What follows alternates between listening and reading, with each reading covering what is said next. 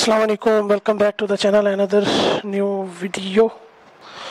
आज हम बात करेंगे कि कल रात जो कि कप्तान साहब ने एक तकरीर की, या आप उसको कह सकते हैं कि इमरान खान साहब ने दोबारा से जनरल कमर जावेद बाजवा साहब पर एक चार्जशीट की या इल्ज़ाम लगाने की एक घटिया कोशिश की। और आपने बॉडी लैंग्वेज देखी होगी इमरान खान साहब की, बल्कि मैं यहाँ पर शेयर करूँगा उनकी तकरीर का कुछ हिस्सा, और आप भी देखें और फ़ैसला आपका कि इमरान खान साहब इस वक्त इस बुखलाहट में हैं कि उनकी जहनी हालत कुछ इस तरह से है कि वो पज़ल हो चुके हैं, पज़ल। क्योंकि उनके chief of staff general Shahbaz Gill sahab को परसों दिन दिहाड़े गिरफ़्तार कर लिया गया इस्लामाबाद पुलिस की जानिब से, जिन्होंने एक घटिया कोशिश की थी पाकिस्तान आर्मी में बगावत फैलाने की। तो ना वो कोई एमपीए है, ना एमएनए है, ना कोई काउंसलर है। वो छोड़ के नहीं जा रहे होंगे। आपकी डेफिनेशन आपकी डिफरेंट है। ठीक हो गया, ठीक हो, बिल्कुल जायज सवाल है आपका। देखिए, बात यह है कि अक्सर जो यूफेमिज्म्स हैं और लिंग्विस्टिक्स है, उसमें हर जगह की अपनी बात होती है। मैं छोटी सी बात बता देता हूं आपको, मुझे भी चंद दिन पहले पता लगा, पहले पता नहीं था। हमारे पंजाब में जब किसी खातून का शौहर फौत हो जाता है तो उसको रंडी कहा जाता है। पंजाब में जब किसी खातून का और जब मर्द का फौत होता है तो उसको रंडवा कहा जाता है। कराची में मुझे मेरे एक साफी दोस्त ने कहा ये गाली है। तो बात यह है कि ब्रोकर जो होता है, जिसको अंग्रेजी में ब्रोकर कहते हैं, उसे पंजाबी में दलाल कहते हैं। नहीं, मैं बता रहा हूं आप, ना उनको कोई असम्बली की तरफ से कवर हासिल है कि जिसकी बुनियाद पर उनको कोई कुछ नहीं कह सकता। तो उनकी ज़बान बहुत ज़्यादा चल रही थी और इमरान खान साहब के एक पसंदीदा तरीन शख्स थे। और कल की स्पीच में इमरान खान साहब ने अपने उन गुनाहों को जस्टिफाई करने की कोशिश की, जो गलतियां या जो गुनाह या जो ब्लंडर वो अपने माजी में कर चुके हैं। एक तो उन्होंने तोशाखाना केस के हवाले से बात की कि जी आर्मी चीफ़ को भी तोशाखाना से गिफ्ट मिलते हैं, पुराने जो माजी के सरबराहान हैं उनको भी मिलते हैं, उनकी भी पूछगछ होनी चाहिए या तहकीकात होनी चाहिए।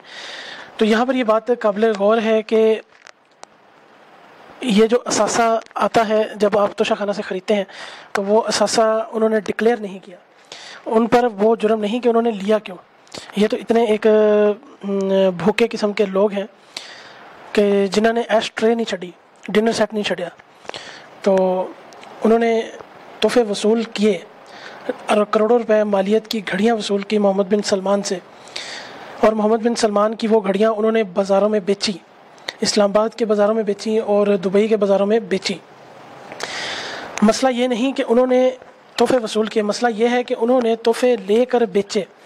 अब गाड़ी वो इल्ज़ाम लगाते हैं कि नवाज शरीफ साहब ने गाड़ी ली, जरदारी साहब ने 2 गाड़ियाँ ली और यूसुफ रज़ा गिलानी के बीवी ने एक हार लिया। अब यहाँ पर एक बात काबिल गौर है कि इन्होंने तो वो सब जो इल्ज़ामात पिछलों पर लगते थे, इन्होंने वो सब काम किए। इन्होंने गाड़ी भी वसूल की तोशाखाना से, इन्होंने घड़ियाँ भी वसूल की, इन्होंने क्लाशनकोफ राइफ़ल जो कि सोने की बनी हुई थी, जो मोहम्मद बिन सलमान की तरफ से, क्राउन प्रिंस की तरफ से दी गई थी, या जो घड़ियाँ मोहम्मद बिन सलमान की तरफ से दी गई थी सऊदी अरब की तरफ से, वो खान साहब के मुंह की तरफ देखकर नहीं दी गई थी। वो रियासत पाकिस्तान की एक असासा है, और आप रियासत पाकिस्तान के अगर कोई ओहदेदार हैं तो आप वहाँ से वो चीज़ ले सकते हैं एक मखसूस रकम अदा करने के बाद।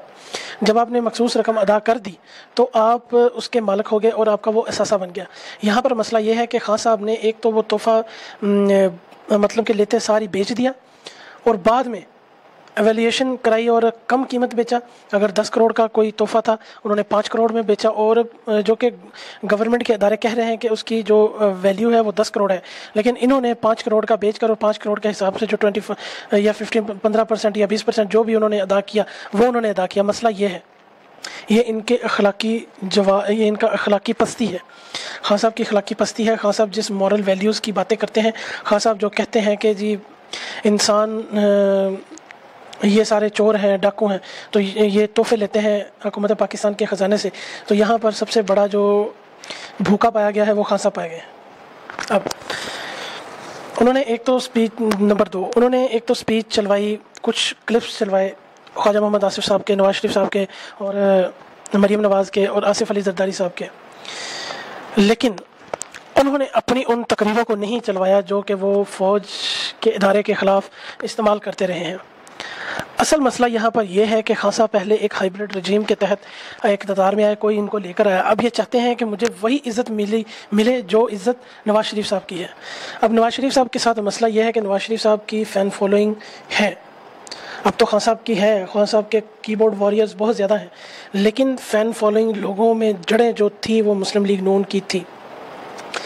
اب مسلم لیگ نون کا بیانیہ اگر خان صاحب اپنانا چاہیں گے تو وہ بری طرح ناکام ہوں گے۔ اس کی وجہ یہ ہے کہ اب ان کو فوج ہی لے کر آئی تھی مبینہ طور پر، اور فوج ہی نے ہی ان کو اب ان سے لا تعلقی کا اظہار کر دیا ہے۔ اس کی وجہ یہ ہے کہ خان صاحب اگر 4 سال میں کوئی اپنی پرفارمنس، اپنی حکومت، ان کے پاس 2 صوبائی حکومتیں تھیں، پنجاب میں اور خیبر پختونخوا میں اور مرکز میں 3 بلکہ، تو ان کو چاہیے تھا کہ وہ ترقی کی نئی منازل طے کرتے، لیکن ہوا یوں کہ انہوں نے ترقی کو بیک گیئر لگا دیا، اور جو ملک کی جو گروتھ تھی 6% پر تھی یا 5% پر تھی، انہوں نے منفی 1% پر لے آئے۔ حالانکہ کرونا کے دنوں میں پاکستان مکمل طور پر بند نہیں ہوا تھا، پاکستان کا بزنس چل رہا تھا، لیکن اس کے باوجود خان صاحب کی جو معیشت کا جو پلان تھا وہ بری طرح ناکام ہوا۔ وہ سوچ رہے تھے کہ شاید شوکت خانم کی طرح یہ پلان چلے گا، شوکت خانم کو لوگ فنڈ ریزنگ کرتے ہیں اور اس فنڈ ریزنگ کو ہم گھبلا کر کے کبھی کس ڈائریکشن میں چلا دیتے ہیں، کبھی کس ڈائریکشن میں چلا دیتے ہیں۔ انہوں نے سوچا کہ شاید حکومت پاکستان کا بھی عمل جو ہے وہ اسی طرح چلتا ہے، لیکن انہوں نے یہاں پر یہ غلطی کی کہ سمجھنے میں غلطی، عقل کا فقدان۔ اب وہ دیوانے کی طرح کبھی وہاں پر سر پٹک رہے ہیں، کبھی وہاں پر سر پٹک رہے ہیں۔ ان کو چاہیے کہ اب وہ دوبارہ محنت کریں، اور جب وہ اتر چکے ہیں اسٹیبلشمنٹ کے کندھوں سے، یا اسٹیبلشمنٹ نے ان کو پھینک دیا ہے یا اتار دیا ہے، جو بھی انہوں نے کیا ہے، اب ان کو چاہیے کہ وہ دوبارہ سے اپنا نظریہ پیش کریں۔ یہ اگر نظریہ یہ پیش کریں گے کہ جی میں فوج مخالف ہوں، تو وہ فوج مخالف کچھ لوگ خیبر پختونخوا میں، حالانکہ پٹھان جو بلوچ ہیں وہ بڑے ہی محب وطن لوگ ہیں، لیکن اگر ان میں سے 1000 بندے میں سے 100 بندہ فوج مخالف بیانیے پر یقین رکھتا ہے، تو پورا پاکستان تو فوج مخالف بیانیے پر یقین نہیں رکھتا، اور پورے ملک سے وہ سپورٹ تو آپ کو نہیں ملے گی۔ سپورٹس وہ صرف وہ لوگ کریں گے جو میں سمجھتا ہوں جو محب وطن پاکستانی نہیں ہیں، یا جن کے دل فوج کے ساتھ نہیں دھڑکتے، وہ خان صاحب کی پیروی ضرور کریں گے۔ اور خان صاحب کی پیروی کرنا آج کے دن میں سمجھتا ہوں ایک گناہ ہے، اور یہ گناہ ریاست پاکستان کے خلاف ہے۔ جیسا کہ اب آپ سوشل میڈیا پر کلپس دیکھ رہے ہوں گے، لوگوں نے بیعت لے لی ہے واپس فوج پر، مطلب کہ مذہب چینج کر لیا ہے۔ اب وہ کہتے ہیں کہ جی ہم عمران خان صاحب کی تقریروں سے متاثر ہو کر فوج بیانیے پر عمل کر رہے تھے۔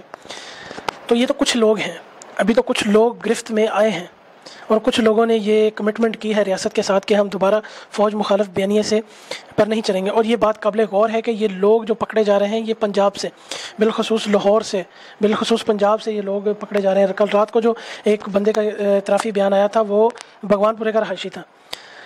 پہلے تو لوگ جو دہشت گرد یا اینٹی مطلب کہ اسٹیٹ کے خلاف لوگ بنتے تھے وہ کراچی سے بنتے تھے، بلوچستان سے بنتے تھے، یا خیبر پختونخوا کے کسی دور دراز پہاڑی علاقوں سے بنتے تھے۔